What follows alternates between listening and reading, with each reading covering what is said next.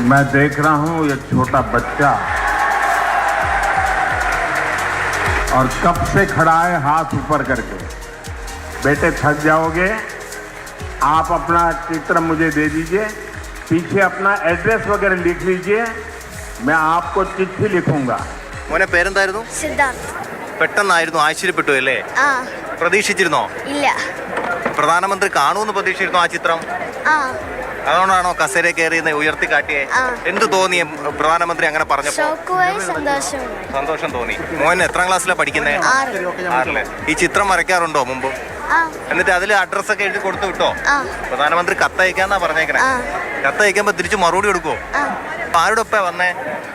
സംഭവം ഒട്ടും പ്രതീക്ഷയാണില്ല. ഇല്ല, ഒട്ടും പ്രതീക്ഷിച്ചിട്ടില്ല. ഇന്നലെ രാത്രി 11 മണിക്ക് ശേഷം ഒന്ന് പ്ലാൻ ചെയ്തു, അവന് വരയ്ക്കാമെന്ന് പറഞ്ഞു. അങ്ങനെ പെട്ടെന്ന് അവൻ വരയ്ക്കുകയായിരുന്നു. 2 മണിക്കൂർ കൊണ്ട് വരയ്ക്കുകയായിരുന്നു.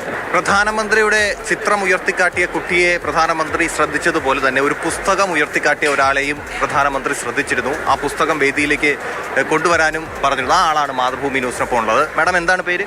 എൻ്റെ പേര് സുശീല കുമാരി. ആ പുസ്തകം എന്തായിരുന്നു? ആ പുസ്തകത്തിനകത്ത് ഒരു പ്രോജക്റ്റായിരുന്നു. പാവപ്പെട്ട കുട്ടികൾക്കും പാവപ്പെട്ട കലാകാരന്മാർക്കും പ്രയോജനപ്പെടുന്ന ഒരു പ്രോജക്റ്റായിരുന്നു. നമ്മുടെ ട്രിവാൻഡ്രത്ത് ഇല്ലാത്തൊരു സംഭവമാണ്. ശ്രീ മൂകാംബിക പ്രോജക്റ്റാണ്. ഇതിലൂടെ സംഗീതം പഠിക്കാനും നാടകം പഠിക്കാനും സിനിമ പഠിക്കാനും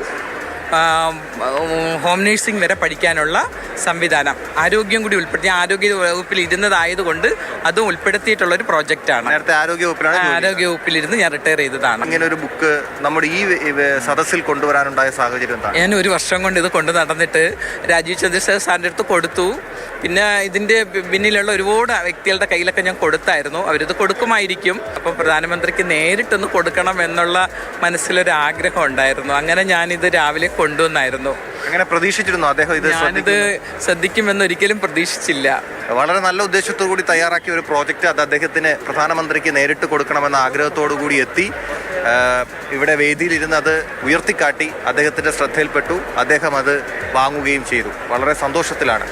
ബിജു വി എസിനൊപ്പം ടി ശ്രീകൃഷ്ണ, മാതൃഭൂമി ന്യൂസ്, തിരുവനന്തപുരം.